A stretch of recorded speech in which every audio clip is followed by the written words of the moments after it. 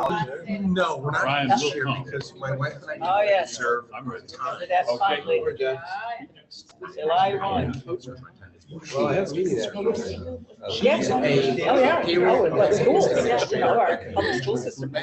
We're always in there. Oh, yeah. So right in Latham, and they service Remember that it's summer. 20-something Oh, towns. absolutely. Just need a memo to know that it's summer. They go all the way out Odd year to try to tell. you know. Giving you- I haven't been in a while. I don't know what's going on. Someone's right. Can we, Administrates the regional food bank. Ladies and gentlemen, I'd like to call the meeting to order. Okay.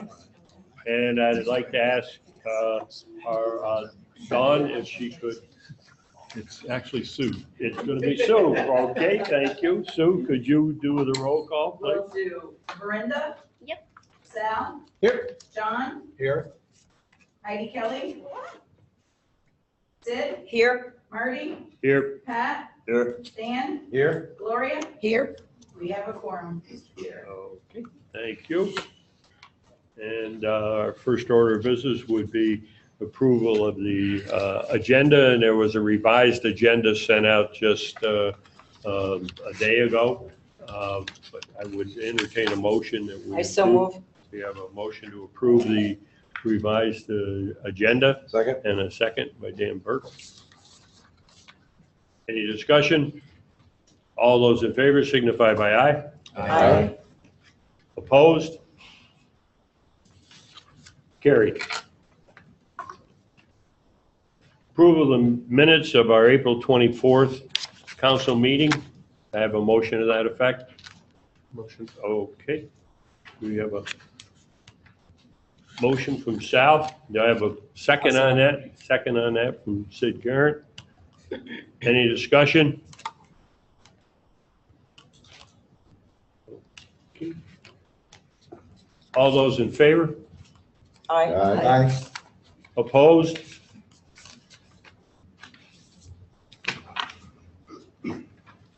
Carried? All right. At this point, we're open for public comment.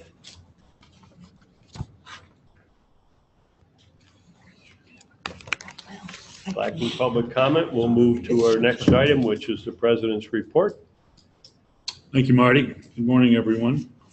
If you work for SUNY, today's New Year's Eve. Right. But that doesn't mean you have to stay up to midnight and act silly. Tomorrow begins our new fiscal year. Tomorrow also marks the transition in the senior administrative leadership on this campus with Mike Morgan, who's here, stepping in officially tomorrow as the interim vice president for academic affairs and provost, and Josie La Rochelle, who is here and who has moved into her house in Morrisonville. Tomorrow she becomes the vice president for business affairs. John Hamburger's last day in his office was Wednesday, and he's gone. But every time Keith and I drive to Potsdam to go to a Regional Economic Development Council meeting, we pass his mailbox.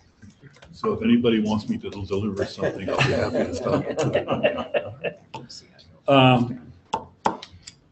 What else has happened since, many of you were at commencement, so it hasn't been all that long since I've seen you, but some of the things that have happened on campus since then are happening now. Orientation has started, as it always does, in the fourth week of June, and will run through the end of next month.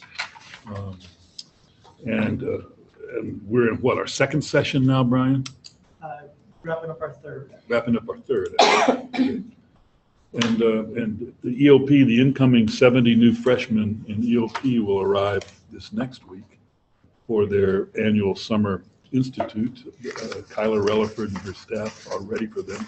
This is the 38th consecutive year in which we've had a summer institute. And boy, are we happy to have those EOP students. Upward Bound also starts this in July. They're already here. Which residence hall are they? Banks Hall. They're in Banks Hall and they're here. And this is what, 50 years that we've been doing that. and it's been funded for the next 5 years, over $900,000. Brian Post oversees the Upward Bound program. It covers 15 school districts in Clinton, Franklin, and Essex County, and this summer we're welcoming 87 students into that program. I noticed that in the minutes for our last meeting, I mentioned in my report that there was a search underway to find a vice president for enrollment management, a new position. I've canceled that search on the advice of several people for a number of reasons, not least of which it didn't make much sense to me to be adding more administrative staffing at a time when we're attacking everybody else's budget. So, and also I was persuaded that we had sufficient talent and experience among people already working on this campus. So it was a matter of just of finding the proper alignment, that we could do everything ourselves with the personnel and with the resources that we already have in place. So I won't go into the details about the various sort of movements of people and offices and so forth. In fact, that's probably contained in the reports that are in your packets from the vice presidents already. Just to say that that search is no longer underway, and that I don't think it will be resumed. I also had some concerns about our ability to find somebody who could come in and actually do what we need to have done. So anybody have any questions about that, I'll be happy to try to answer them. You see what else I would like to mention. I guess that's it, except that we've got in addition to the Upward Bound students, we've got a couple of professional baseball teams live in our residence halls this summer. Yeah, that's true. One of them is the local team. This is a new league. What's it called? Redbird. No, I know the teams are Redbirds. Eastern something league. I can't remember. Anyway, there are 4 teams. One of them is the Plattsburgh Redbirds. They live in McDonough Hall, and they play at the Chip Cummings Field.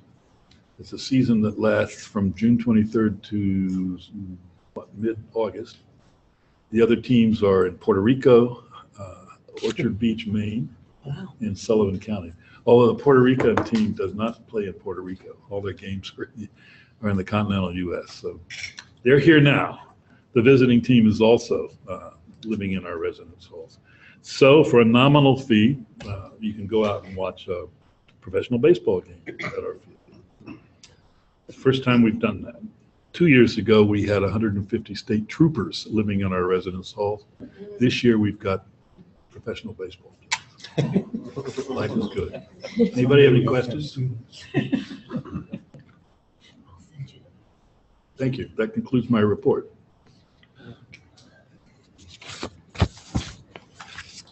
On the chairman's report, one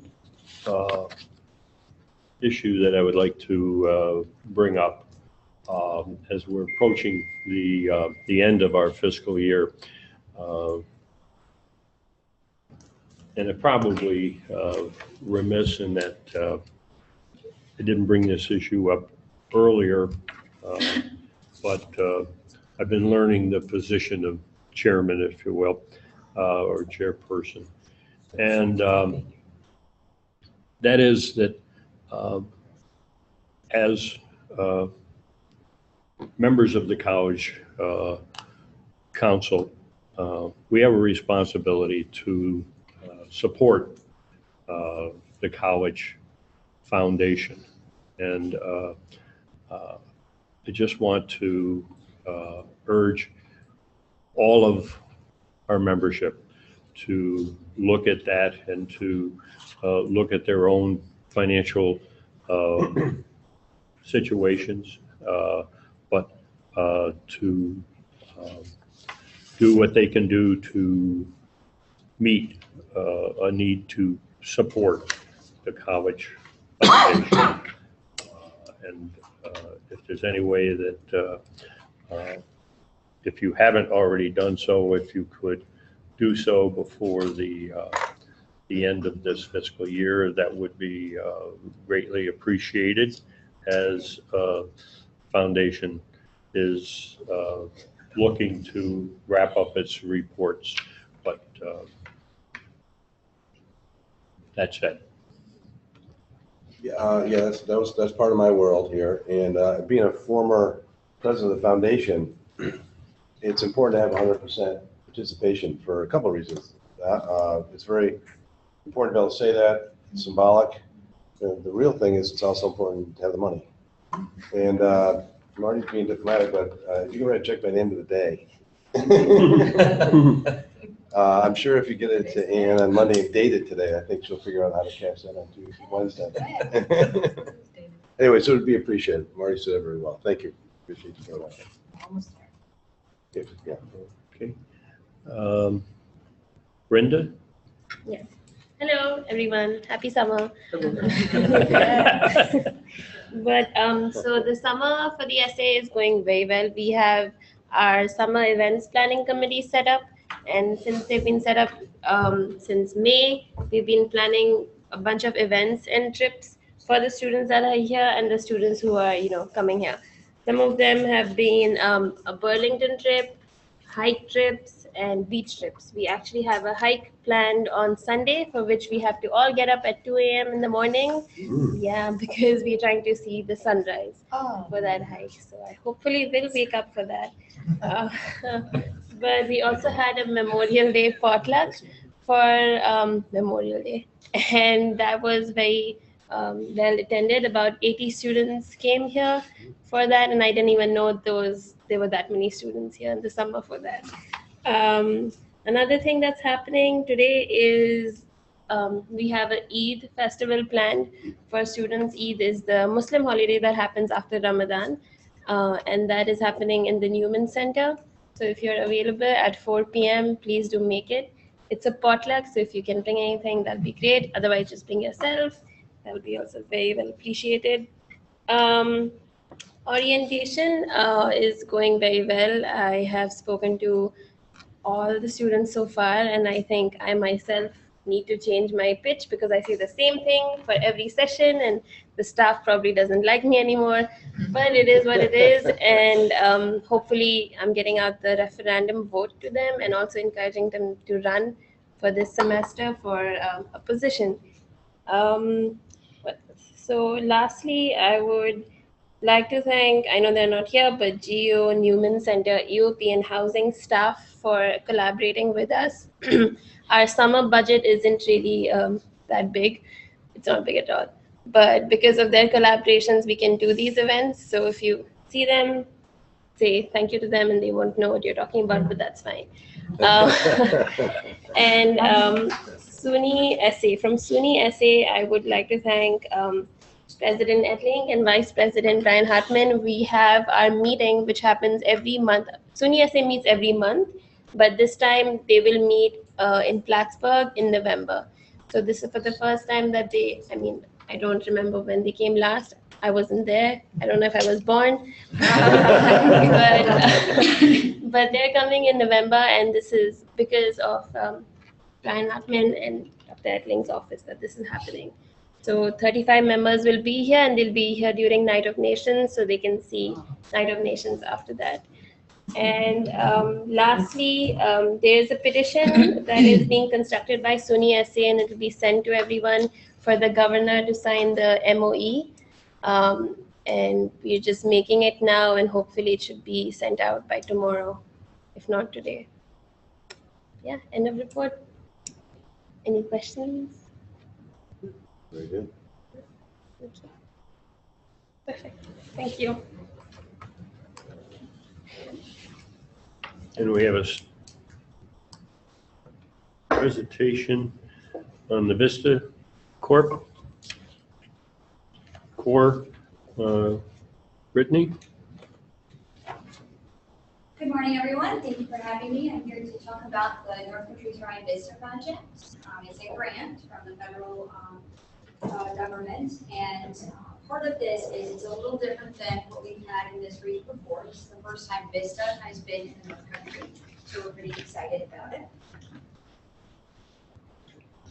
So each and every proposal requires that we develop a mission statement so that we can target focus certain areas. all vistas are required, programs are required to focus around some sort of education or poverty level outcome. I'm not going to read this to you. I'm sure you can read this yourself, but we are going to work on a simplified version of this for the community. But part of this idea is around education, that economic development in this region, but really focusing in on the infrastructure around our community. And if you do have questions, please feel free to stop me. I'm going to kind of go through this quickly. There's a lot of information in this project, so please feel free to stop me or even ask me questions after. So all of the VISTA programs are predicated on the change theory system. That you're looking at data, you're identifying gaps and needs in the region, and identifying specific community problems and interventions that go along with that. Typically, there's a targeted focus, and right now we have certain sites that work with very specific demographics, and that's our target this year. And focusing in on STEM education is another area. So we are measured on 3 areas. As you can tell, we are focusing a bit more on scale and reach, but we also included several projects that are around effectiveness and leveraged resources. Now, looking at this, one important difference between AmeriCorps and AmeriCorps Vista is the difference between direct service and indirect service. Some people are familiar with that, some are not. Direct service is similar to tutoring or doing some direct service with individuals. Vista members do not work with members or partners of the individuals. They work on the back end of things. They work on the infrastructure to connect those pieces and develop efficiency. So these people are putting in data, developing models, developing processes. They're not actually doing the work unless they're doing it around evaluation. This is more detailed. I'll send out a link to this specifically so you can kind of look at all the details. I won't go through it all. But really it's about evidence-informed and evidence-based. And this is how a project is designed. First, there's a gap needs assessment. And then there is a focus on the targeted projects that we do. To kind of go into a little bit, I won't read the definitions, but these are the definitions on the top of each one of those measures. On the bottom are examples of actual projects that we will be participating in and our business will complete this year. So in the effectiveness, such as organizational efficiency or the use of technology, such as automation. A lot of our nonprofits don't leverage technology or can't leverage technology, so finding ways to do that so they can spend their time working with members of our community. In leverage resources, expanding and strengthening partnerships. A particular interest is volunteer recruitment and management across the region. Instead of having everyone have their own system, could we do something that could service the region as a whole? And scale and reach, some of these pieces are that community school partnership, technology use around infrastructure and data usage, and then program development and delivery, that process of change and focus. And like I said, please stop me if I'm going too fast. So essentially, this actually began last summer. Paul D. Dominicus from the city approached me and noticed that the proposals were coming out and asked, there's a rural focus, could we do this? And they felt that SUNY Plattsburgh was the best place to house it because of our community connections, our scale and reach as well. So we are considered an intermediary project. So SUNY Plattsburgh through Thrive is the intermediary supervisor, so that's my role. We have 5 members, but only 1 actually is with North Country Thrive. The other 4 members are intermediary vistas. They're servicing communications and marketing, technology, grants and research, and outreach, because those are the 4 systems that support scale and outreach. That can service not only our sites, but our region as a whole. So developing those systems for our folks, but specifically with expertise in those areas. The other sites are literacy volunteers, United Way, SUNY, obviously SUNY Plattsburgh gets the one through North Country Drive, Cornell Cooperative Extension in Clinton and in Franklin County, Adirondack PTEP, and the city of Plattsburgh all get 1 vista of their own, and they're considered subsites of the intermediary that will do the same work that we're doing, but individualized projects towards their demographics and goals. So host sites, each site has to have a supervisor. The Adirondack PTAC will be done by the PTAC coordinator, Michelle Armani. The coordinator corporate extension of Franklin County is Steve McDonald. And then Mary Briette, Executive Director for Criminal Corporate Extension of Clinton County. The United Way of the Adirondack region will be Kathy Snow. Literacy volunteers, it was initially on we set up these goals. They're actually in transition of getting a new director, so we'll know more once we get through summer. But Norma Menard is actually a trained VISTA supervisor, so she's ready to go ahead and take that on for right now. City of Plattsburgh is the Community Development Office, and that's called the Community. So projects in four core areas, these are the topic areas that we're going to be doing is obviously an outreach is volunteer management and services directories, kind of combining those, the automation and databases for data sets, so we can measure not only our work, but to identify gap and need. And then the services piece are food insecurities and processes to get that food to where it needs to go, as well as some housing development. And then that facilitation is we're looking at grants and research. That's kind of one of my areas of expertise. So we'll be training somebody to do and write grants and develop grants template. So SUNY Plattsburgh aligns with this VISTA connections. These are actually areas of where we align with SUNY goals as well as VISTA goals. And these are some specific projects. So around regional education data trends, we're talking a lot about that. That's what this infrastructure can support. Outreach to improve the education pipeline, we're talking a lot about that with enrollment, persistence, and completion. And then those regional connections, developing those pipeline and preparing programs that correlate to what we need in our region for economic. Future possibilities, this is a 3-year approved grant, but that doesn't mean it ends in 3 years. The funding doesn't just have to go away. It means that we can provide extensions. And at the national training, we had some programs that had been around for 20, 25 years. And some had 60, 70, multiple states, vistas across the nation doing their work. There's also an additional grant that we'll be applying for this coming summer called Summer Associates. And the interest with this area is that Summer Associates can do indirect and direct work. So they can directly support a pilot, they can support a tutoring program, they can support, but they get a small stipend over the summertime. And that's great for some of our college students to do. And they get that AmeriCorps VISTA on their resumes.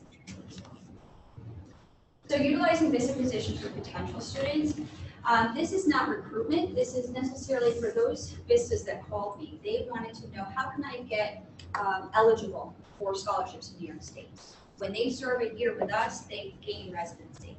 They gain access to the Excelsior Scholarship, plus they also get a benefit of a scholarship through VISTA. They get a host of other benefits that I had sent you earlier. If you need that again, let me know.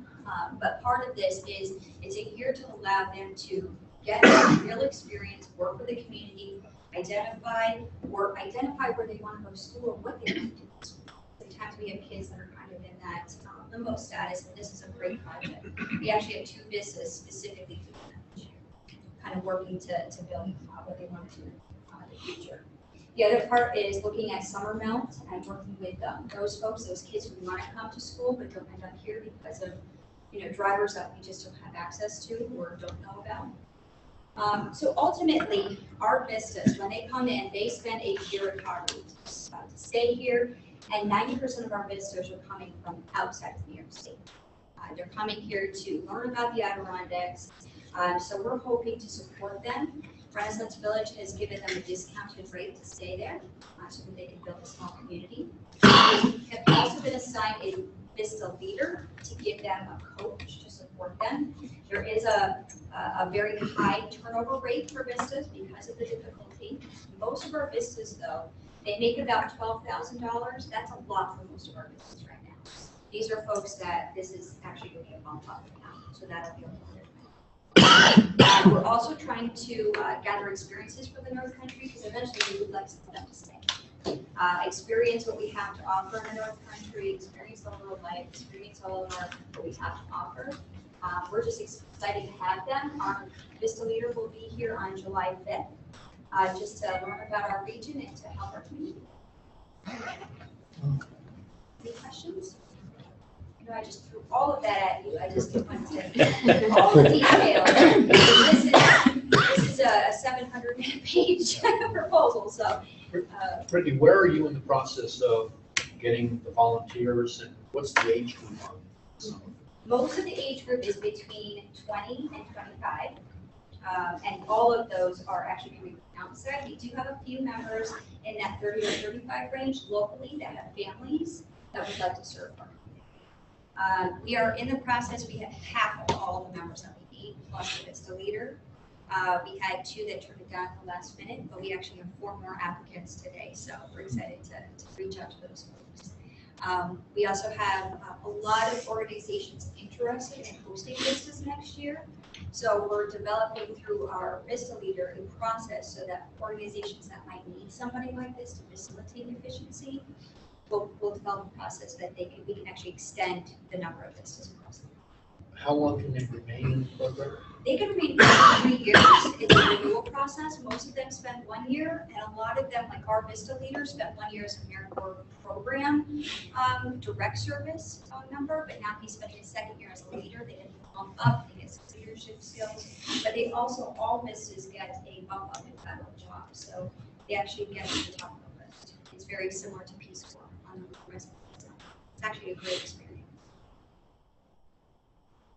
Is there a concern at all that because these members are coming from outside of New York and outside of the region, that a lot of, like, your timeline in exploring those gaps in economic development, for example, just gathering that data takes quite a bit of time. However, there are, existing resources available between the city, the county, state economic development program. But I guess my overall question is there a concern that sort of timelines might be too aggressive just because they have no knowledge of the region nor of the state?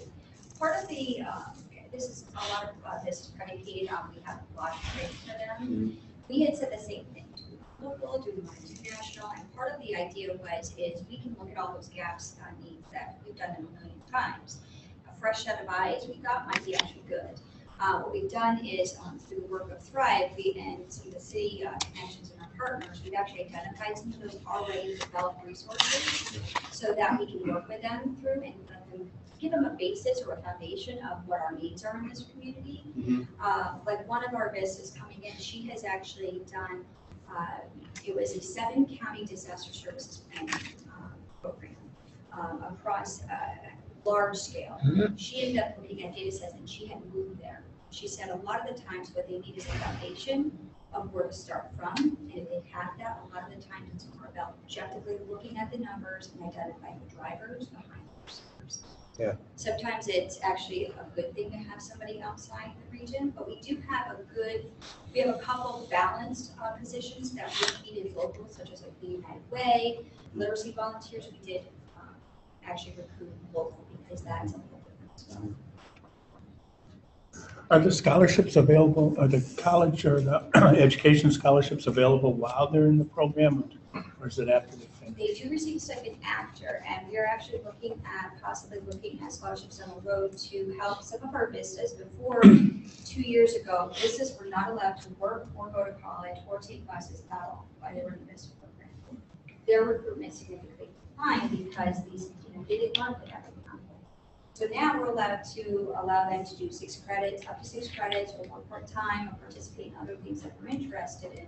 So hopefully that's actually a good point. We're actually looking for scholarships for those Vistas that are coming in with an associate's degree that would like to take courses at Plattsburgh, and we have 3 of them. They could work towards some of the certificate programs that are being developed? Yes. And any ideas such as that of how to support our Vistas, whether it's just to give them a supportive year or just to give them experience for across the North Country. I want them to see what I see when I look at this region and all of what we have to offer. We're also doing an appointment seminar with them at the end so that they can see what kind of available jobs are here and their area of expertise and get them connected. Yeah. I like that. I like what you said, because a lot of times when we sort of spend a lot of time working in a particular area of expertise or in just a geographic area, we sort of we measure success differently, So a fresh set of eyes might be able to, maybe say, well, yeah, you guys are doing great, but there are additional areas of opportunity where you can become more successful. I agree with this. And they may see something that we don't, that they've seen across other models that they've worked with. Like our Vista leader has done AmeriCorps work across the nation, so he might see something that we can do. Brittany, I'm just wondering, are these folks, the VISTA volunteers and the supervisors, are they going to be designated as official volunteers at Plattsburgh? Yes, the 5 that are working on our sites, the other ones, the other sub-site vistas will be at their sub-sites as official volunteers as well. They'll have access to all of what an employee does, but they're not considered an employee of the agency, they're volunteers. Because they're paid directly through federal. The reason why I liked Vista is that we don't have to deal with any of that financial piece. We only do the measurement. And we don't have to do any of the matches because we're a rural area and we're able to show need in this region so that we didn't have to match that section. I was just thinking about access to our library resources, access to our internet services. If they were also official volunteers of SUNY Plattsburgh in some way, then we could provide that to them. Without that, we can't. That's what we were thinking of for even the sub-sites, because we actually require to do what's called OSOT training, where we bring all of the vistas in on campus twice a month to do significant training, where I'm going to actually reach out. I'm not going to be doing it all. I'd like to have them have access to some of our experts on campus across the region and also in their own area of expertise. And if they have an interest in an area that maybe I don't have experience in, for instance, I'll be working with our grant writer, but I may not have some of the disaster services planning experience that but we're required to give them a number of hours of training. We expect to as well, not only about our region, but in their area. So they leave with a really nice resume. We're actually working with the Center for Community Engagement on campus as well, with Julia Devine, to also expand some of her outreach and her services and combine some of what we're doing with what she's doing so that we can expand some. Thank you. And if anybody has any questions, please reach out. And we'd love any ideas or any suggestions for this year. We did get approved in May, so it's not a rush, but any ideas? Yeah, good luck. Yeah.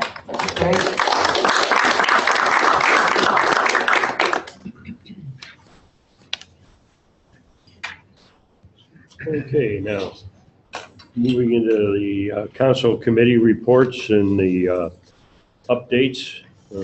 We'll start with the academic affairs, and Gloria, will you be doing that? Yeah, and the only thing I have to add is just to say that, as we know from the last meeting, that Jake has stepped down as provost, and I guess Dr. Michael Morgan will be taking his place. So we're all on board. And I guess that's it. Do you have anything to add? Marty, Anyone? Marty, I do have a question. Regarding, Okay. I was interested in reading about the enrollment management program, and I would just like to know if Mike could explain somewhat in detail of what the mission and the purpose is for the rest of us, so we get a better understanding of what it's all about. Sure. You're probably aware that last year or so, there were a restructuring where John Homberger had some folks that move over into his area, which included admissions and marketing. And remember how things were restructured, and student financial aid was there, and everybody was working together. And so we spent a long time in strategic enrollment management meetings over the last year, a certain group, kind of a task force, if you will. And there is going to be a shift now to where the structure is going to come back to the academic affairs side and put enrollment management under that umbrella. And it's going to work in a way that President Ettling was speaking about, where we're going to have a person who's on campus, Mark Mastrian, who is very good with kind of marketing and admissions information, who's going to be an Associate Vice President of Strategic Enrollment Management is actually his title. And underneath him is going to be the marketing folks, our new web initiative, and also something that you may have heard about, I don't know, but we're also searching for a new data analyst that is going to be specific to strategic enrollment management giving us a way to look forward with some predictive analytics and trying to have a better understanding of how to traverse what are fairly rough waters for all of the colleges right now when it comes to enrollment. So the better we can do that, the more informed and data-informed decisions we can make, it's going to be better for us. So a data analyst is going to be hired into that area also. And this is going to be under me. Mark will report to me, and everybody else is going to report to Mark. But we're really excited, actually, about bringing them back into academic affairs, because it's going to give us the ability to really focus on retention, on program development, and admissions. And those three things, and the way they intersect, and the way we're going to start moving forward in a slightly different way to do that work, is going to hopefully get us through what is seemingly a fairly rough time for many people in higher education with enrollments. So that's the plan, and it's a major shift. Yeah. Sounds like we're being more proactive too. Strategic and proactive, yes. So one of the things that's going to happen that will support that is that the Research Foundation is going to move off of the 8th floor where the Provost Office complex is over to Beaumont. And Mark Mastery, and along with the marketing folks and the web folks and the strategic enrollment management people, including the new data analysts, will all be on the 8th floor. So we're envisioning that as a strategic hub, if you will, for the college that's going to start operating in some new ways to support the campus and the work that we're all doing. This has already started then? Yes. Well, on the first. But have we been doing groundwork? Yes, we have. Absolutely. Thank you. Thank you. I don't know if this is a spot to ask, but how goes the free tuition? What, are kids taking advantage of it? Free percentage? It's only been within the last couple of weeks that they were eligible to start applying for it. And how many did? What does Todd tell us? We've had 300. A little over 300 that have signed up for it so far. Yeah. What's the likelihood of eligibility of those 300? Is it pretty high, or? I haven't heard the specifics on that. I think that they're still reviewing all that because now that they've applied, the college has to provide certain information to evaluate each case and provide that back to the higher ed servicing corporation. So it's a work in progress. Would you anticipate 500 or 600 would be able to participate in the program in Cindy Placer? I think that I heard that initially, that when Todd ran the numbers, he figured that's how many were going to be eligible, but that's then a personal choice whether they would actually apply for it or not. So right now the numbers are, but the deadline is until the end of July. So looking at the student population, those that would be eligible if they applied would be approximately 500 or 600 people. Correct. There's a lot of sticky wickets in the details, as you can imagine, because, well, it's also a situation where these students are signing a piece of paper stating that they will remain after they graduate for 2 years in New York State, and 4 years. Or, I'm sorry, 4 years. Sorry. Yeah. Sorry. Yeah, it's a situation where, what does that mean? You know, and then what happens? And so I'm hearing a lot on the alternative is government interest-free loan situation. That's exactly right. I mean, that isn't bad. That's a good. It isn't a matter of judgment, bad or good. It's a situation where Susie Jones has now been offered a phenomenal job in San Francisco, or, you know, where, and at 18, she's made a decision that, or she got married, or he got married, and she has a great job, and now he's got, I know, I've been sitting in on meetings that pertain to the government with volunteer activities that I do. And I'm just letting you know that there's a lot to be worked out, you know, just a lot. And the people who are now beginning to work in the financial aid office, et cetera, are now, it's a lot of work. Yeah, it is. Track those students over the years. Absolutely. There are some colleges that are actually hiring, I know one college that hired 3 new people just to do the tracking work around the Excelsior students. Yeah. We're not hiring new people, so it's an extra. Yes, and I needed to bring that up so people understand when you're looking for statistics and whatnot, it's like, whoa, it just fell on, your desk. Well. There are a couple of things that you should be aware of. First of all, the 4-year commitment to stay in New York, it's flexible. If you are commissioned a second lieutenant in the Army upon graduation and you're sent to Fort Sill, it doesn't convert to a loan. You've got 4 years at some point in your future. Same if you want to go to law school in Boston, they'll allow you to defer that 4-year commitment. So it doesn't bind you immediately upon graduation to 4 years in the state, but there is still an expectation that at some point you will come back and do that. Also, although we've been aware that this was, well, the governor proposed it in January, the legislature actually enacted it in late March, early April, so it seems like it's been around for a while, but we are just now, 2 or 3 weeks ago, Brian, learning the details. Yes. And so it's been murky, it's been confusing. We've been working with the same state agency that oversees the TAP program. And now we're getting a fairly good idea of what this entails. Also be aware that for 2 years now, on our own initiative, we have offered tuition-free education to students graduating from North Country high schools.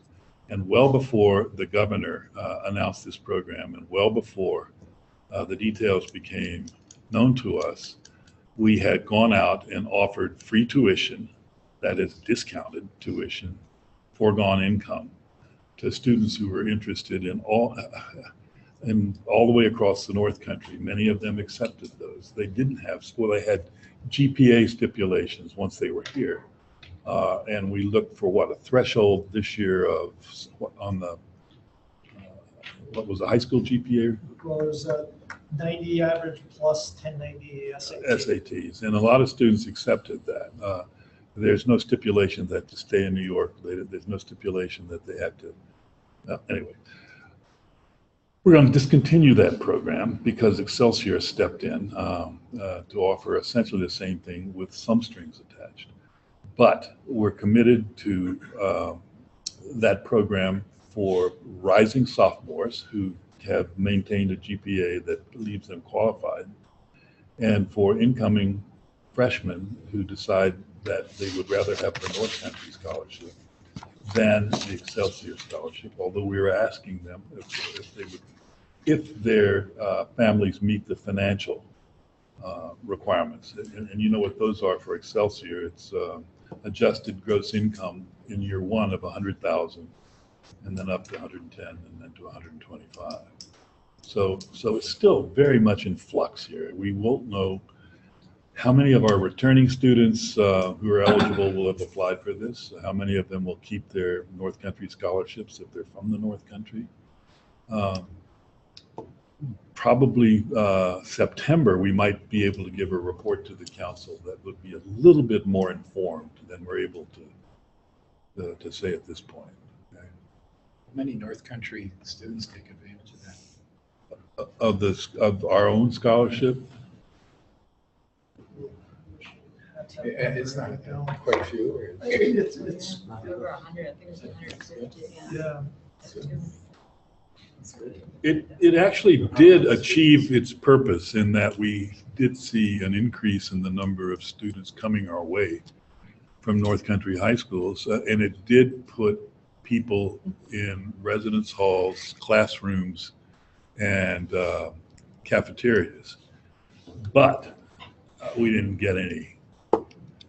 And we also asked, after you've applied for TAP, after you've gotten TAP, ours was the last dollar on that basis.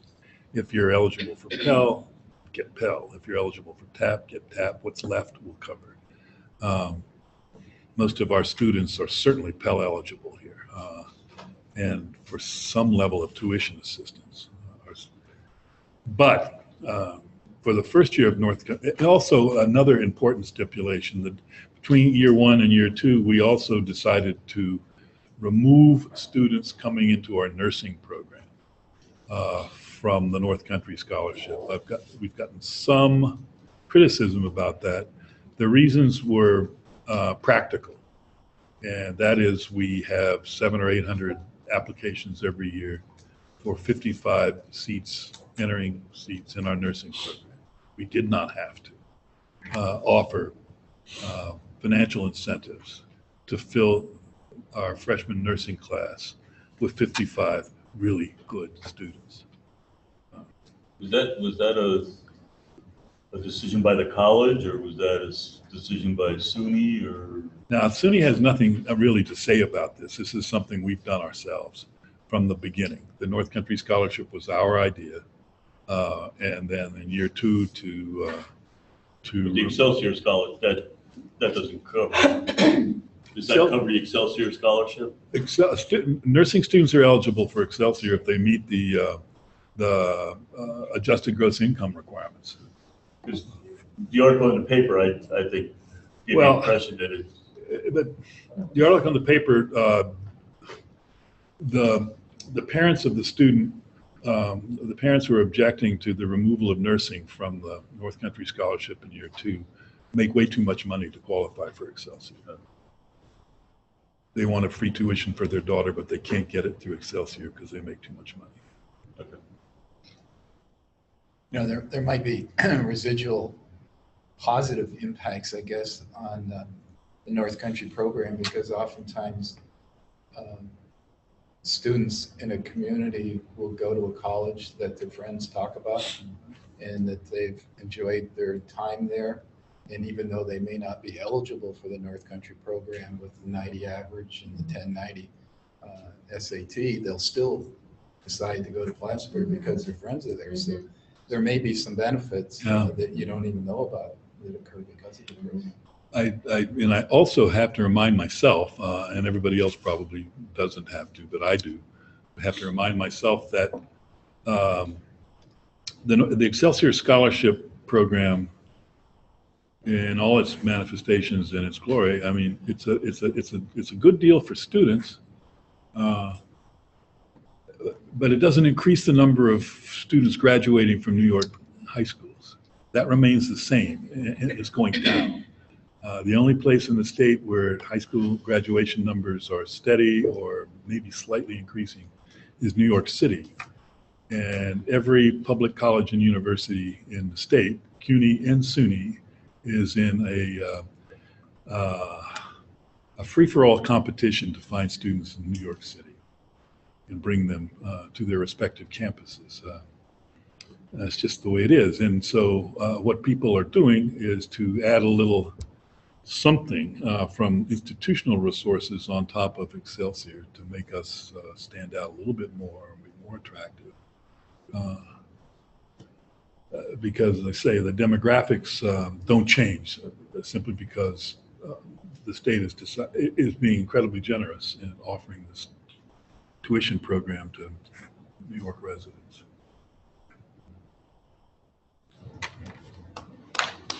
Okay. Move to Business Affairs Report. Pat Russell. John Homburger's not here, so give it a shot. He gave me 11 pages. Revenue collections are 39 million plus. That's 99.6% of the projected revenue for 2017. So we're 153,000. I guess if we collect that in May, we'll be all set.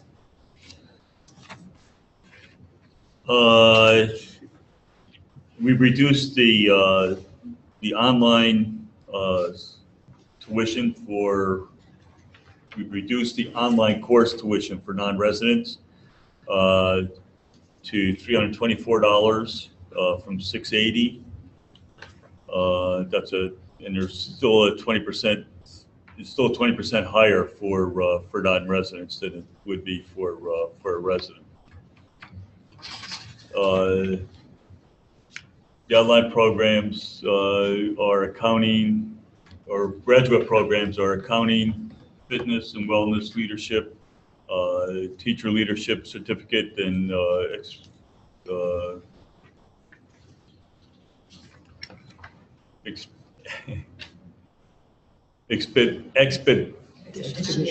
thank you, expeditionary studies. That one's gone away, actually. Oh, yeah. Good. You don't have Good. to- Can't say that. You don't have to say that We one. don't have to worry about it. Yeah. You can add RN to BS. For nursing. SUNY Plattsburgh runs lower than the national average in student loan defaults. We're about 5.2% for 2013 versus the national average of 11.3. The national average for four-year public institutions of 7.3. So asbestos was found somewhere. I guess that'll.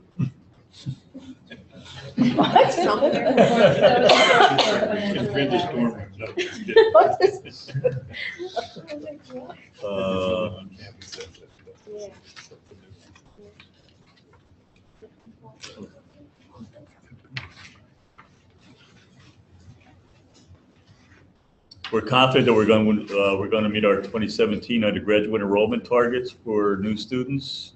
We currently have 1,147 freshman deposits. So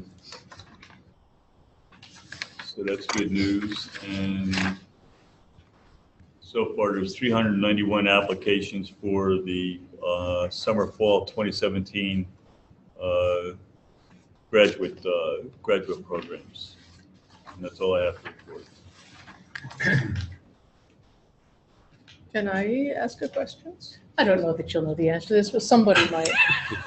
Regarding the freedom of information requests, this huge jump in the last couple of years, are those targeting faculty? Is it, because certainly there was a question about one of our faculty and her things she was publishing, and that seemed to generate some attacks. Just does anybody know? It's clearly, at this point in 2017, we've got almost as many as we had in all of last year, and what are those regarding, and what does it mean particularly for the people that are having their information foiled? Anyone? I don't know. I have no idea. I have no idea. Where's Sean Dermody when we need him? He's the one who handles all this. I've had 3 technology foil requests, so I would imagine it's a mixture. What did you say? I can't hear you, Holly. They're looking, sometimes people are looking for contract information, what we paid for a product. Yeah, there's What we a bought. lot of that. That's pretty routine though. When you do a FOIL, you don't really have to justify it in any way, so we often don't know the reason for them. But in patterns of the information that's being requested. No, but we don't automatically have to provide what they're asking for. I mean, we get legal advice on whether we are required to. I mean, some foils we say no. Keith, Keith used to have to do this. But Yeah, I'm trying to avoid it. He dumped it on Sean. There are a number of the FOIL requests are statewide requested as well. And so we get caught up in a request from, say, a newspaper reporter who wants information specifically about Fredonia or something else. And so it ends up, they request it through SUNY, and then everybody seems to get it. And as Holly said, contractual things. There are people who are looking for a year down the road or 2 years down the road when a contract is going to be up again. And so they're getting preliminary information. There's university police requests for arrest reports, things like that. We tend to, what I would say is classify certain requests that don't come in under FOIL, but because they're requesting specific information, we treat them and we record them as FOIL requests as well. And it just allows us to go through the process, and it's a timely response. And I would just add that the unions have been at the negotiating table for renewing their contractual agreements, and that often generates more than usual. So that's good to know. CSEA has reached a tentative agreement. Maybe then we'll start going down because UUP will hopefully be close. Also, Wendy, I think that the faculty member you were talking about, yeah, there were FOIL requests, but there haven't been that many this calendar year. Okay. Because she hasn't been around. It seems to have died down a little bit. Most of those were last year. You get, I can tell you because I've been on the other end of it where I've had to handle them and whatever, and you get one or two people who drive the number. They drive you crazy. And we have, for example, the radio station in Plattsburgh. Every morning, if you happen to like that station, they regale you with the information as to who got arrested and who got stopped for speeding or DWI or whatever. And they call the town and they want all that information from our court system. And our answer to them is, it's here, come and get it. And that's not good enough for them. They want us to prepare a report and send it to them. We have no responsibility to do that. And we tell them, if you want it, come and get it. And, you know, it's doubly insulting for me because I come from a family of news people, and they went and got their news. They didn't ask for it to be sent to them. And, you know, it's a constant battle. But, you know, and then we have one lady who, you know, her record in 1 year was, you know, over 400 FOIL requests in 1 year. And some of the requests just, they're crazy. They want any and all records regarding, Actually, you know, yes. that kind of thing. My favorite was a person who foiled for a lot of information, and we photocopied a lot of stuff and sent it to him. And then when he at a quarter of a page or something, and when he no longer had any use for it, he wanted to sell it back to us, and we said no. Well, never, we haven't had that one yet. Yeah.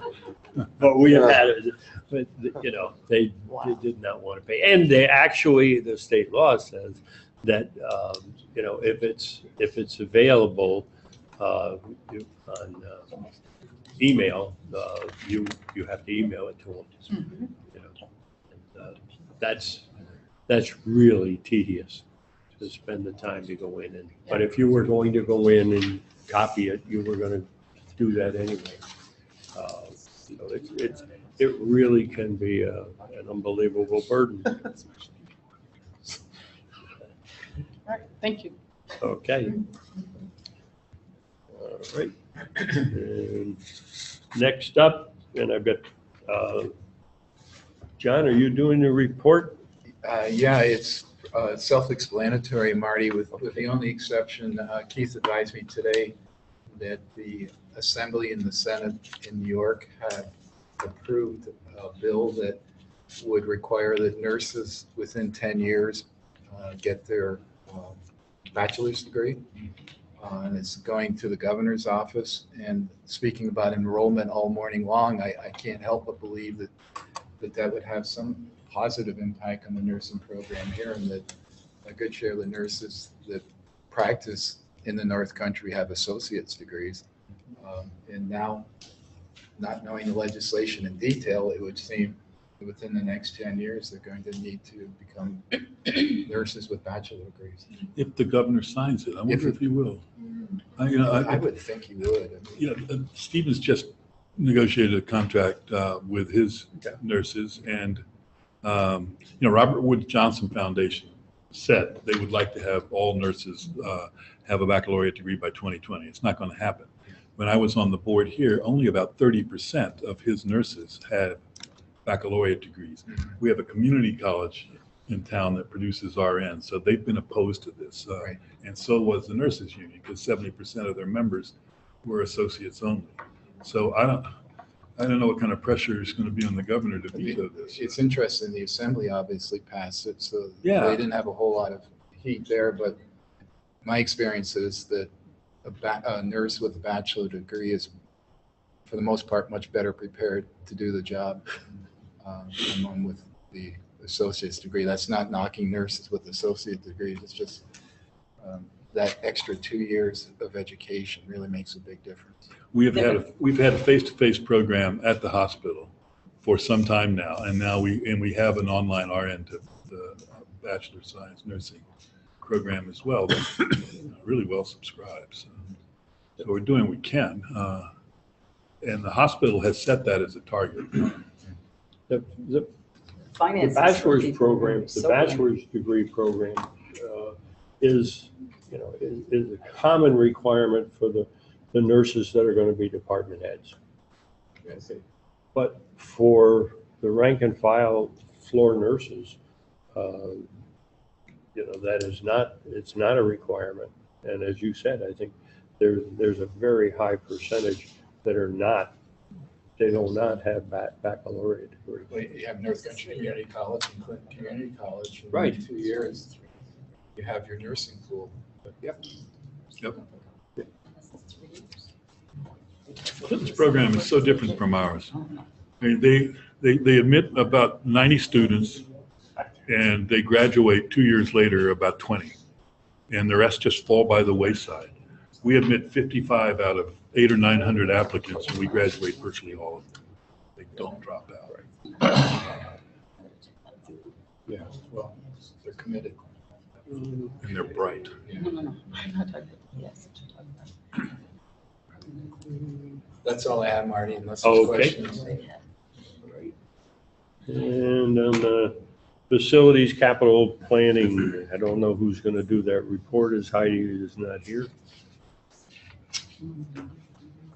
I have a question, maybe Brian can help. The Clinton Dining Hall renovation, Yes. does that take the dining hall offline? For the summer. For the summer. So, but it won't be completely finished until August 18th, but there will be some renovations going on during the academic year. And so the meal plans have been restructured for the coming year to alleviate some of the pressure on that facility, to push them out to others by adding, because all of our first year students they only have one option for a meal plan, which drives them to Clinton or Algonquin. So this year, they've given them more access to retail operations because of that. All right. But it's all planned out, and that's one project that, last I heard, is actually on schedule, and they feel good about it. That's rare.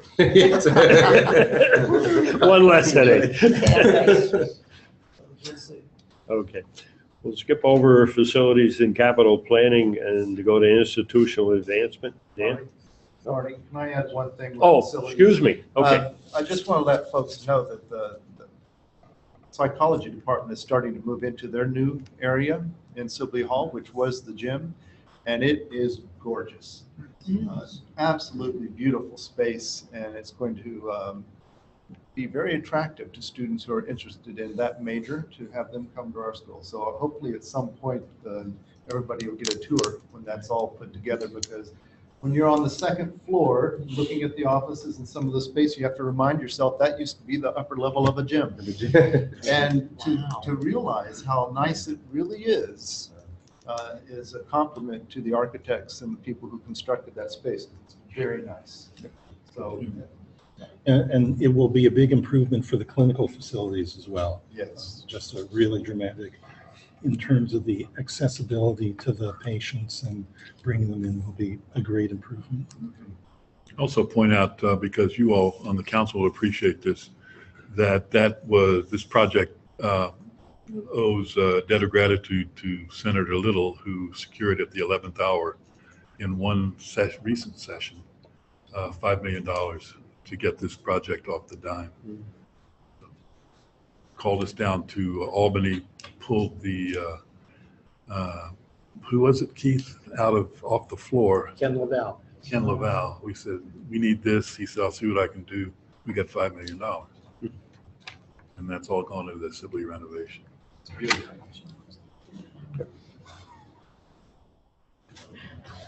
Okay. All right, Dan? I've got Ian here to my right. We'll turn the floor over to her pretty quick. One thing, you can read the dashboards and the successes. It's been a very good year. Matter of fact, probably as an editorial, it's had a great run ever since I left that board. Yeah, okay, thank you. Well said. You can see, because you can read the dashboard. They're just great numbers, great success stories, and all that is there. Just a couple of things before I give Ann the floor on behalf of institutional advancement. They have secured over $5 million in gifts, which is a new high water mark during pledges during the fiscal year. Ann's going to talk a little bit about a communication plan going forward. In August, they have their annual meeting, and there will be a new president of the board of the foundation, Linda Bourgeois, just great numbers. You guys are working hard, and I'm sure that she's sitting here on the last day of the year, fidgeting and going nuts trying to get those last couple of dollars in. So Ann, I'll give it to you quick so you can get the hell out of here. Yeah, so soon. Thank you. Yeah, it's been a phenomenal year, and but definitely a year of some pretty big changes. So there were 3 things I just wanted to touch on related to personnel, the reunion program, because that's evolving, and the homecoming program, because that's also evolving. So on the personnel front, Joanne Nelson, who many of you knew well, and has been just a central part of our growth and momentum, left us in mid-June. She was our Director of Alumni Relations for 7 years, did a phenomenal job building the program up to an entirely new level. She took a position with Mercy Connections over in Burlington, an organization that she's been volunteering for 12 years. And her position is Director of Social Justice Programs, and it's an opportunity for her to eventually move into probably the CEO role for that organization. So it's a wonderful fit for her personal interests and future, but a big loss to us. Happily, we're very well positioned with Carrie Chapin-Levine, who has been the Associate Director for as many years, I think 8 or 9 years.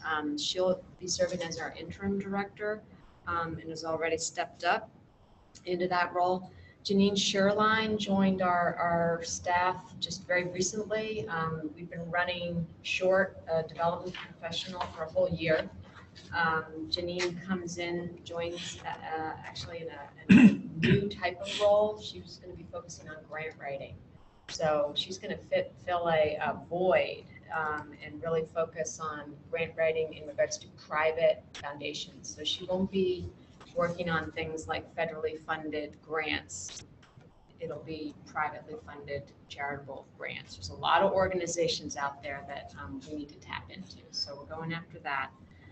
On the reunion and homecoming front, which kind of leans into kind of the communication and the push going forward for IA, reunions move back into the month of June.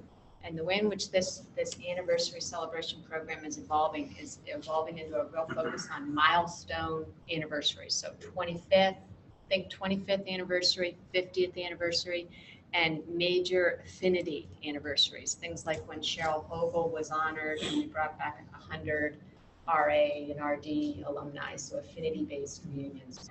It's evolving into more of a moneymaker for us. We had $1.2 million in gifts and pledges made from our reunion alumni this past year. So we're moving forward with that philosophy and approach. On the homecoming front, we continue to focus there. I'm looking at Verinda.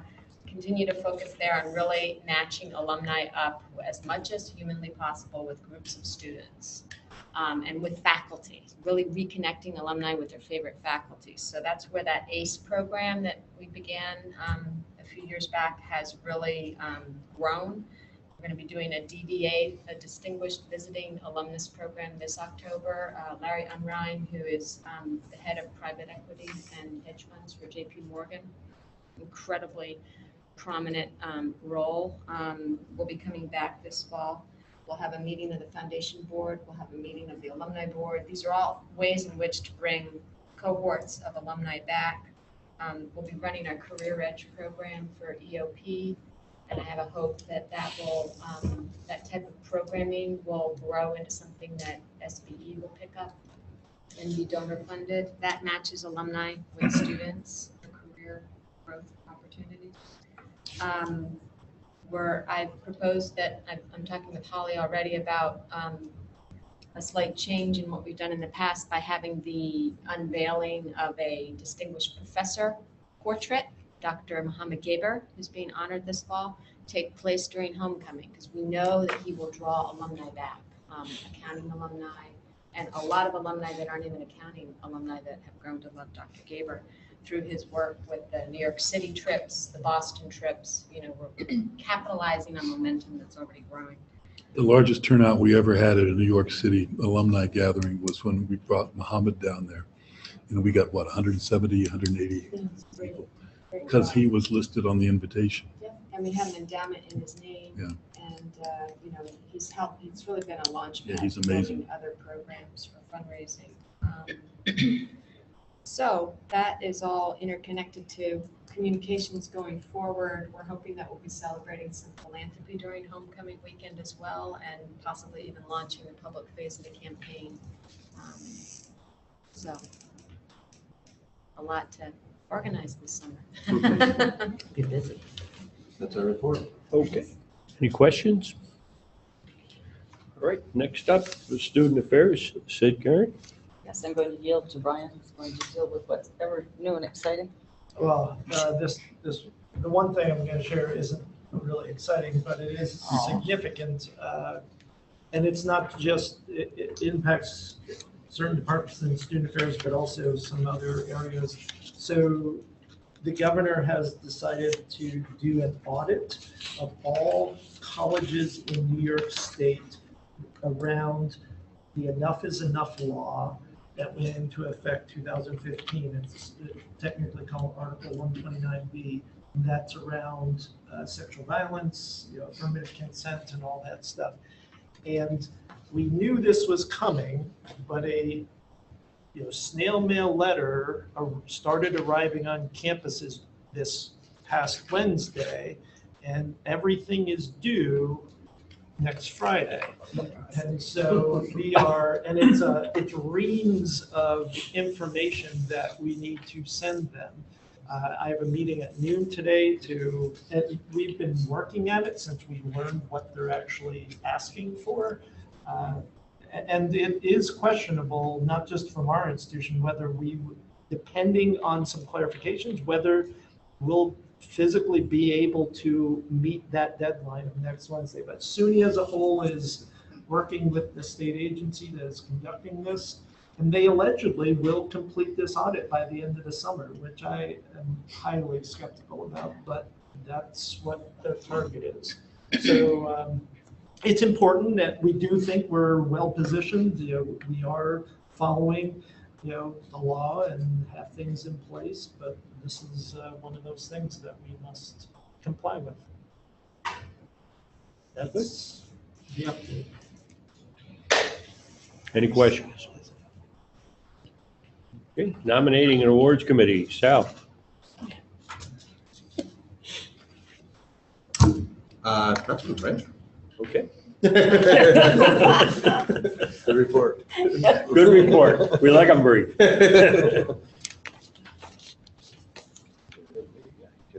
Okay. And I stand ready if anyone wants to give me any feedback regarding this, how you feel this change is working. Please do so. But it was aimed at trying to move the meetings along a little bit, and to it just did not make sense to me for us to be spending time reading reports that we've had in our hands for a period of time. And one of the things that's happened, which has been refreshing, is we're getting our reports earlier, so that's good. Because it gives us an opportunity to review those. Okay. Action items. Resolution approving parking fee changes. Okay, and I've got to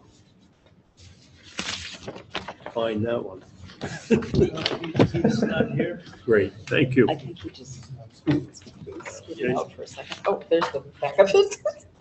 At least I think that is. Okay.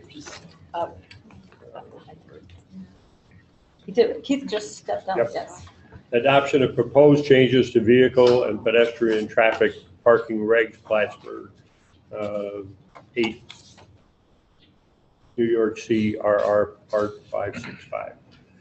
And we'll wait on a motion in a second. I'll just read this. Okay, whereas the New York State College of New York intends to amend the regulations of vehicular traffic and parking at State University College at Plattsburgh, Part 565 of Title 8 of the official compilation of codes and rules and regulations of the state of New York, and whereas such action was taken pursuant to Education Law Section 360, Sect 1, and that a notice of proposed rulemaking was published in the State Register on May 10, 2017, more than 45 days prior to adoption of the rule, and no other publication of a prior notice of action is required by statute.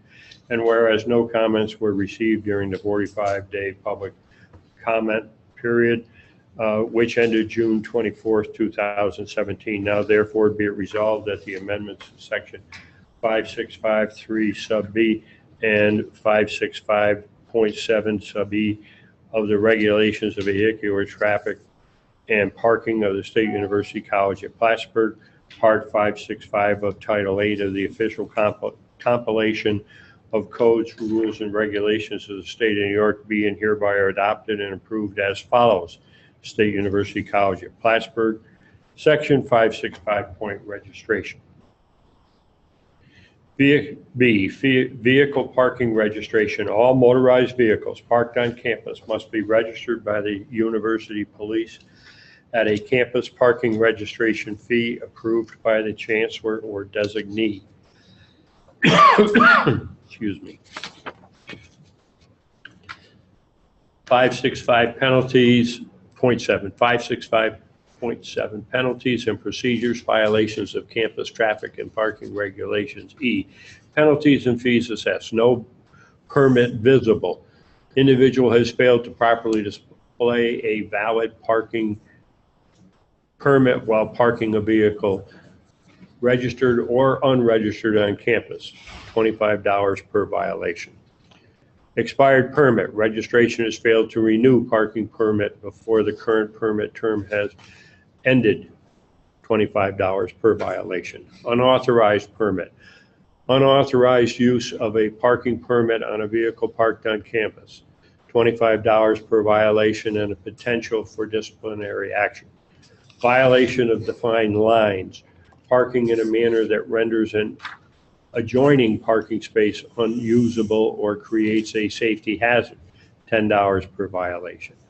Wrong lot, parking in violation of lot restriction during the restricted hours, Monday through Friday, 8 a.m. to 5 p.m., $25 per violation.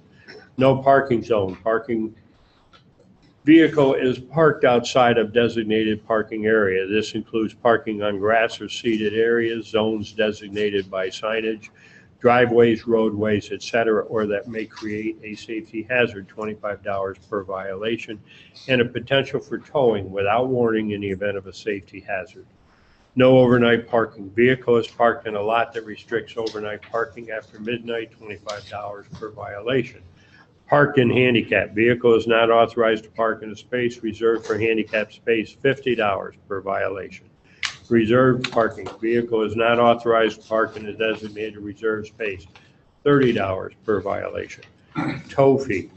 Any vehicle towed off campus premises is assessed a tow fee in addition to the applicable violation, and any fees assessed by the private tow service, $50 per violation. Other violation is stated on the citation, does not meet with campus traffic or parking regulations, $25 per violation. Those are that is the amendment, and I at this time would look for a motion. I have a motion from Pat Russell. And a second. I'll second. I have a second on that from Gloria. Okay. Mr. Chairman, this was approved in April, at the April meeting. We then had to put it out through the state register and for a 45-day period for public comment. We have received no public comment whatsoever. So now with the approval by the College Council, we will then put it one more time in the public register, and this would be, we'll file it with the Department of State by July 11th. It will become formal after it's published at the end of July. And then the new regs and the new fees or fines will go into effect. They were minor upgrades compared to what it is, but they were necessary to go through this process. Okay. We have a vote. All those in favor signify by aye. Aye. Opposed? No. Any abstentions? Carried. Thank you very much.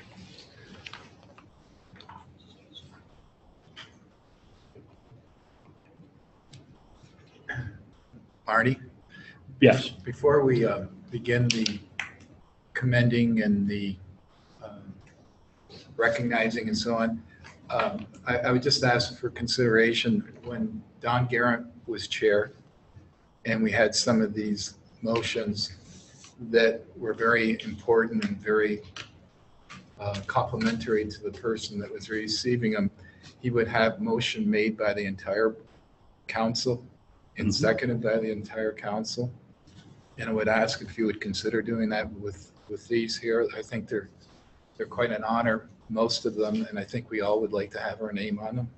I would ask that you consider that. Okay. I applaud that recommendation and am absolutely in favor of that. So we will proceed with that.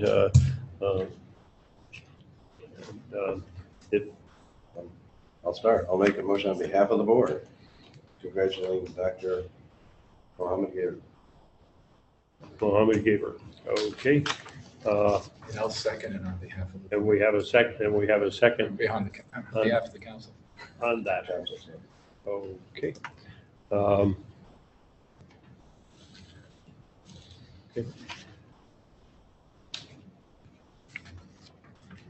Okay. Do I need? You can go to immediately to discussion or for a vote. Okay. Okay. Any discussion? Okay. All those in favor signify by aye. Aye. Opposed? Abstained? Carried. And as was mentioned, I think it's going to be wonderful that the presentation and the unveiling of his portrait is going to take place on Alumni Weekend. I think that will be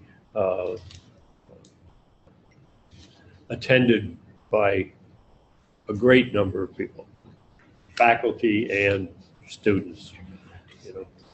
I should point out that Dr. Gaber's in a car on his way to the wedding of a daughter of another Plattsburgh SUNY distinguished professor, and he's in the car with still a third Plattsburgh SUNY distinguished professor. So Nancy Church, Lee Serer, and Mohammed Gaber will all be at the same wedding.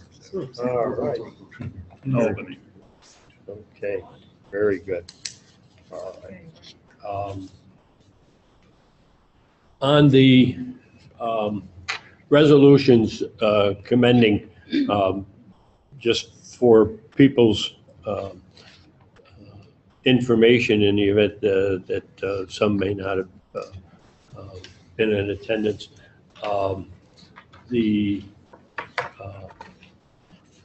awards were announced and recognized at the commencement exercises that occurred for these people.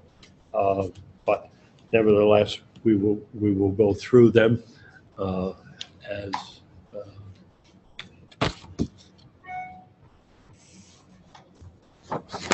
Bear with me, I just managed to drop. Mr. Chairman, that we will make those awards, we'll present those awards at the President's welcoming remarks on the Friday before school starts. Okay, You don't call it breakfast anymore. yep, at the breakfast. There's nothing to do. It's not a breakfast anymore. You are telling people, right? Close to Ano. Get a little testy now. Unless there's some You're bagels. gonna have coffee? Maybe some bagels left from last week. Oh, jeez. Oh, really? Times are tough. Thank you. Okay. First one is Julia Davis. Well, Mr. Chairman, can I, on behalf of the entire board, make a motion to commend the list of individuals that I won't read off All right. on the agenda? And I'll second that on behalf of the board. Okay, we have a motion and we have a second commending Julia Davis for the Chancellor's Award of Excellence in teaching.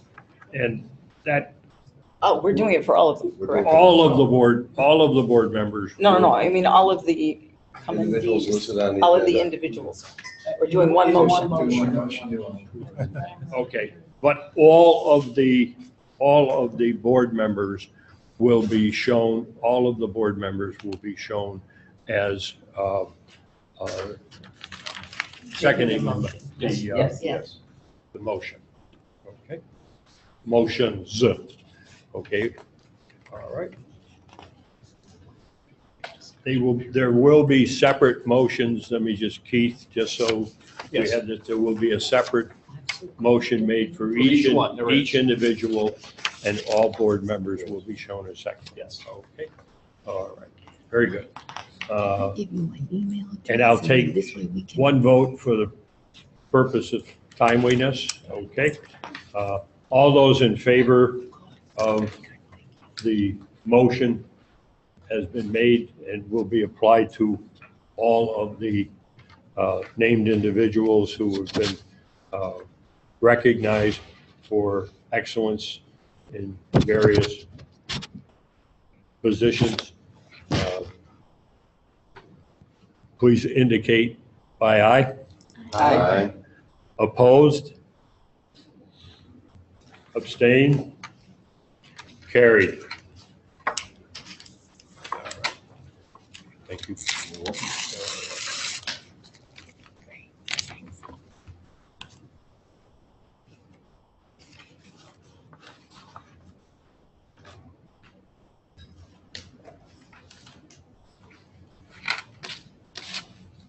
Now, separately, we have a motion What's next? on recently retired employees, commending recently retired employees. On behalf of the entire board, And again, I'll recommend. And again, Make a I'll motion. second it. okay, all right. Okay. And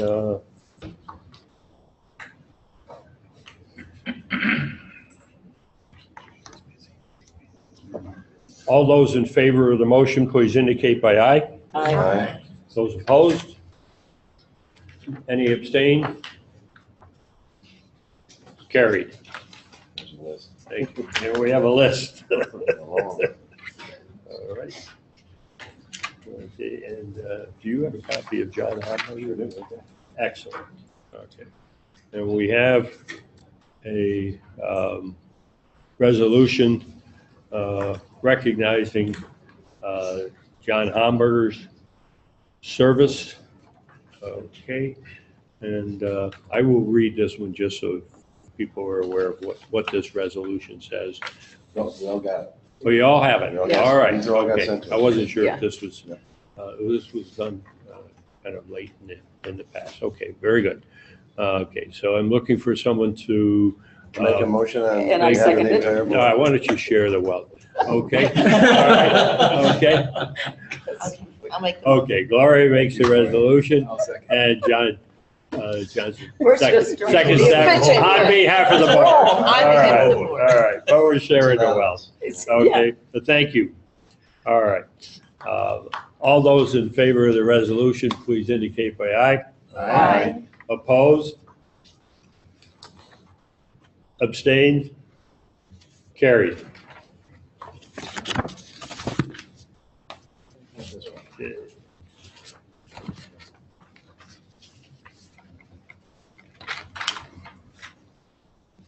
Now, I have another resolution. I'm not sure if you have this in front of you. It's a resolution to amend the student conduct manual at State University of New York to conform to Article 129B of the state education law.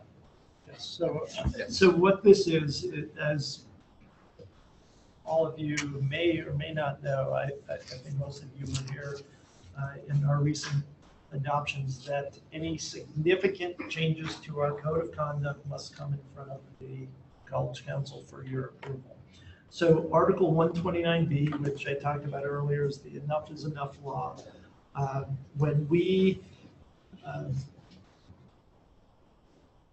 When the law was passed, it establishes for certain offenses of sexual violence, and in this case, focused specifically on rape. It mandates that the minimum sanction is suspension. But all institutions had the ability to either meet the minimum or go beyond that. And initially, SUNY Plattsburgh decided for that one violation that we said the minimum sanction would be dismissal.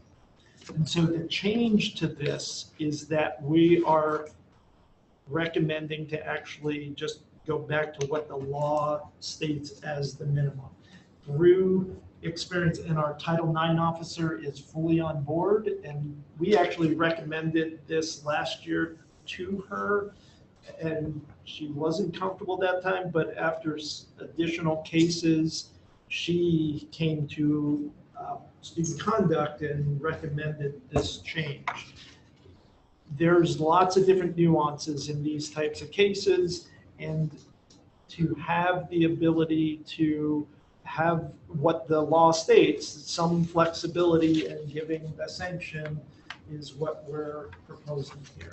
So still the minimum will be, as required, is suspension for a minimum 1 semester.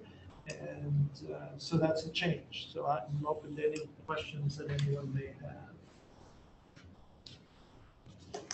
I will say this recommendation is based on considerable, unfortunately, a considerable experience here. Our Title IX coordinator in the academic year just completed received about 100 signed complaints involving sexual violence, almost all of them student on student. So we have a body of experience that has led to this recommendation. And many of those don't go forward to adjudication. Because we've only had, I just asked the question because of the audit that we're going through, we only had 6 judicial cases actually around those reports. So it's still that, so students are feeling more comfortable reporting, which is a positive thing, but doesn't mean more students are necessarily wanting to go through the entire process of adjudication. But that, I think, 6 is more than we've had in prior years. So the numbers are increasing, but that's where we are. I'll make a motion that we adopt this. Okay, we have a motion from Sid Garrett. Officially Have discuss it. a second from John Johnson. Any discussion?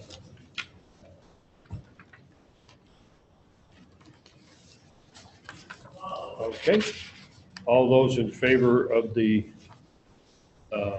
resolution, please indicate by aye. Aye. Opposed? Abstain? Carried.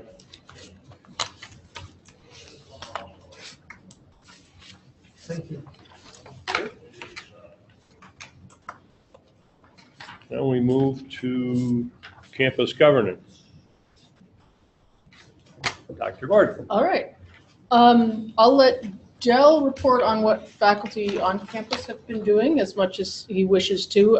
When we met last, I think I told you that I was going to be going to a SUNY-wide meeting on general education. I went to that meeting. It was largely, probably the largest demographic there was provosts and assistant provosts, a few other faculty members, representatives from the faculty senate, SUNY level administrators as well. And we had a conversation and kind of workshop about what did we want of general education, what did we think was meant by that, and how well did the various general education programs around the state meet those desires. And the culmination of the meeting was simply that, oh, we need to have more meetings. There was certainly nothing definite about, aha, here's what the fix has to be. There's certainly a recognition that campuses have done a great deal of work on general education, and nobody wants to undo that work, but there's also kind of a sense that the standards that SUNY sets for gen ed have not really moved forward in the last 2 or 3 decades, and so something has to be done, but nobody knows quite what yet. So that group or a similar group is going to be meeting in the future. I'm not sure exactly what the timeline is on it, but it's kind of like, you know, wheels are slowly churning at the highest levels regarding gen ed, and I don't know what's going to come out of that. It is going to be a 2-year process. Is that what they're saying now? Well, there's some of the language they're saying, for example, we have other world systems as a category, and no classes do we have on exoplanets or anything like that. So the language has not evolved over time. So and it's all content-based language instead of skills-based language, yeah. And there are issues. Mm-hmm. Yes. So something's going to happen. I don't know what. Well, when? No, I don't know. I'll just go to the meetings because I like meetings. So. So that's really all that I have to report. It's summer. Okay. Be interesting. And Dr. Hart. Thank you. I don't have much to report. The faculty senate only met once since our last meeting here, and we just had some mainly curricular changes that we did. I'm still thinking about tasks that the faculty senate can tackle for the fall, but no definite plans have been made yet. That's my report. Any questions? Thank you. Okay. Is Mr. Hartshorn here? Yes. So UUP, the new officers have officially taken their positions. New officers, besides myself, Kim Hartshorn as president, is Kathy Eldridge, the VP for professionals. Dan Gordon was the elected VP for academics, but he's on leave this year, and Ray Gaidosh will be the acting vice president for academics. Gary Kroll has filled the grievance officer position, which we've had open for many years. Rob Keever remains as treasurer, and Jerry Ann Downs is the secretary. Richard Aberley, adjunct in English, is the elected representative for the contingent faculty. There's no immediate progress on the contract on the UUP side, but the settlement of the CSEA contract would tend to suggest that the UUP contract may be settled fairly soon. The primary stumbling block right now apparently is the added-ons. CSA got it in the step increases. SUNY always likes, or the state, I should say, always likes to put that in as a discretionary amount. So that's probably where the stumbling block is. The focus of the union is starting to shift towards from membership from from membership to membership retention in the face of Supreme Court cases that may be on the horizon. And we continue to advocate on behalf of SUNY at the state level. Also, the Constitutional Convention is coming up in November. I can talk more about it if you'd like. I have buttons. The statewide unions are all advocating a no vote on the question for the Constitutional Convention. Anybody like a button? Yeah.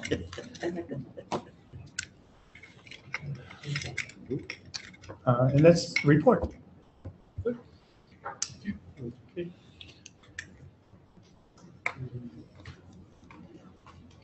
I'm assuming this, neither Mrs. Facto or Mr. Fair is here? Okay, right. Any old business to be brought before the council? Under new business, it would be appropriate for us to appoint vice chair for the college council. Heidi Kelly is currently serving in that position, and her term would end at the end of 2017. Suggestion or recommendation would be for a new one-year appointment, January 1st, 2018 through December 31st, 2018. And could I have a recommendation or a motion to that effect from someone? Okay. I move. Okay, thank you. Okay. And a second? If nobody else will. Okay. Okay, yes. Brenda. I'm telling you, you got it really good. Brenda's second. All right. And any discussion? All those in favor signify by aye. Aye. Opposed? Abstain? Carried. The next order of business would be the appointment of a secretary to the College Council. Heidi had been our secretary, and when Heidi was moved into the position of vice chair, we didn't make a motion. We didn't fill the position of secretary, so we need to correct that. And looking to make that, and a recommendation is that Sydney Sue Garrett be appointed secretary of the College Council, and I'd entertain a motion to that effect. Pat Russell, okay, and a second on that. Okay, Sal, made a second on that. Any discussion? Shouldn't I leave? You were quiet. There's so well. I mean, in case anybody wants to really know the truth about me. We'll talk about Maybe it's it. better to. Oh, it's later. I just thought you'd be quiet. You know, Never. never. Okay. All those in favor signify by aye. Aye. Opposed? Abstained? Okay, carried. And before we, I was wondering if I might make two quick comments. Sure. Is this an acceptance speech? Yes, I could tell Victory the speech. family joke about being a secretary, but I won't. It took a great resistance on my part. I heard you. Anyway, so in seriousness, I'd like to, first of all, thank the professors from SUNY Plattsburgh who are either retired or some of them are still working here, and I wanted to do it somewhere where I had an audience of people who knew these people who teach the senior citizens college program that goes on from the senior center. They're amazing, they are interesting, and it has been extremely successful to the point where last year they had to close out 50 some odd people because they didn't register in time. So did you see those people? You know, please thank them, and I can get a list for later. And the other minor thing, I know it's minor, but I keep running into it that I wanted just to throw out for people to think about when they have nothing else to think about. There are a large number of people, believe it or not, in our area of all ages who started at Plattsburgh State and didn't finish. And some of them are still working, and I end up bumping into them and they're asking me questions about, you know, in order to get a promotion on their job, and a lot of them are government jobs that are around here, obviously the correction officers, et cetera. They need to finish, and all they need like is 6 credits, 4 credits, and for some reason, there's this big block about calling the admissions office or calling someone here. Also run into people who just want to finish because they didn't finish. Is there a particular person I could send them to? Anybody know? I can, Yes. I can give you a story that I had a student who was in that position, and 10 years later, I told him not to leave. He had gotten accepted by the, he had passed his civil service exam and was offered a position in the sheriff's office 1 semester before he left. I told him, I just said, you'll still be on the top of the list. Why don't you graduate? But he wanted the money, he wanted to get married. And so he left. And 10 years later, he was working in the Albany Police Department, wanted to become sergeant, but he had to have his bachelor's to become sergeant. So he called the registrar's office.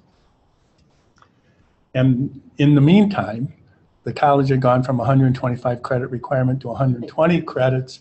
And the registrar said, well, let me see, you can move this, I can do this here, I can this. And said, oh, actually, we can just graduate you. And we can even backdate your graduation to your last date of attendance. Okay. And so that was, so I would That's say, wonderful. try the registrar's office. Start with the registrar's So office. there it is. Tell them to call the registrar. Yeah. I had a Great. similar case just this spring of a student who needed, in the old catalog, he needed like 3 classes to graduate. I mean, it's really Yes, it's confusing where things hard. have changed, but we decided, yeah, take 1 class, you're done. You know, there is a lot of flexibility in there, and it is just making that contact. Often the registrar is a good place to go with admissions, with the department chair of the department that they were in previously.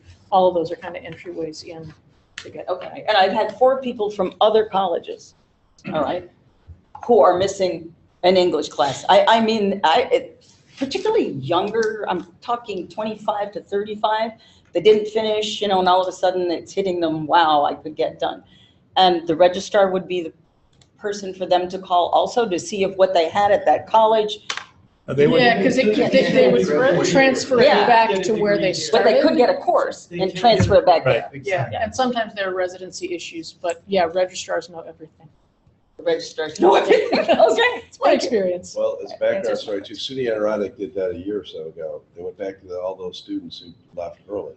Yeah, And so then did went- Paul Smith, And by they the went way. out and they actually solicited got their attention, and it grew the ranks for Yeah. at least a year. if Oh. not a couple years. Did you know Karen Edwards? Do you remember when she was on sabbatical, and that's Yeah. what she did for both Paul Smith and Canton?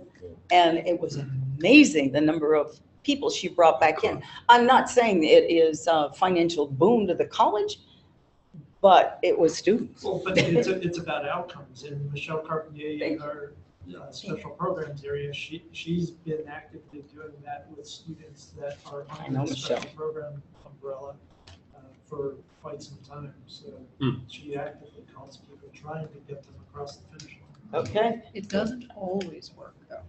It doesn't. Yeah, But because sometimes there are time limitations that Oh, students yeah. run up Oh, against. Oh, absolutely. But at And least and the it's curriculum changes. worth the call. And what you took for environmental science is no longer environmental science, yeah. Pat, I just want to make a comment about our next meeting in September. The business portion will start at 12:30, but we will be having a luncheon available to the panel and the members. So I need a head count, and I'll send out a final agenda. And we've invited the president of SUNY Adirondack and Senator Little to attend also. So, but I'll have information out in August for you. All right, It's all excellent. final.